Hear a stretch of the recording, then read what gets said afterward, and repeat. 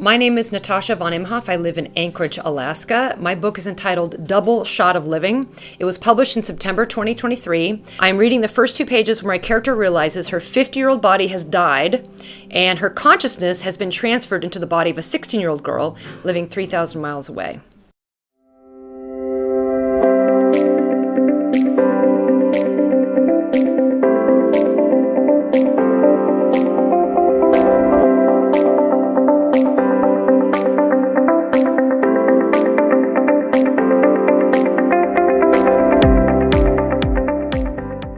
Lynn sat up from the floor and blinked at her unfamiliar surroundings. She was in a bedroom, yes, but where was her king-size bed, her watercolor paintings, or the picturesque window that overlooked her garden?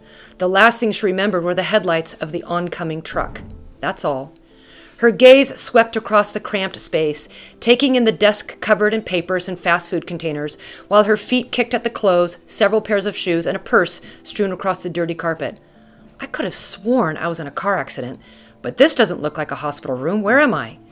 She yanked the comforter off the twin bed and held it to her chest as a shield, scooting along the floor until her back abruptly hit the wall with a thud. She swallowed a few times and rubbed her neck. Is Paul coming to get me? Her eyes glanced around the room and then back towards the lower half of her body. Pink sweatpants and bare feet stuck out from beneath the thick fabric of the comforter. Why are my legs so short? And what god-awful pants am I wearing? She stood up and walked to the desk to look in the mirror. The reflection showed a pudgy and pimply teenage girl with stringy bleach blonde hair, angry red marks around her neck, wearing a gray sweatshirt. Lynn looked behind her.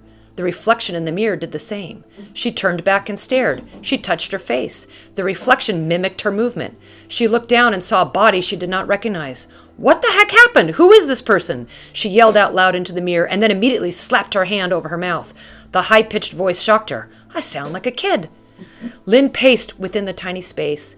She kicked debris into the corner and under the bed to clear a small path. I'm not crazy. Get a hold of yourself, Lynn. Breathe. She stopped pacing and placed her hands on her chest, closed her eyes, and spoke softly. Find your center. Who am I? I'm Lynn, mother of 2 beautiful kids, wife of Paul, executive vice president of the First Trust Bank. I don't have amnesia. I know who I am. I'm a 51-year-old woman from Oregon. She opened her eyes and looked for a phone. This looks like a teenager's room. Surely there's a phone here somewhere.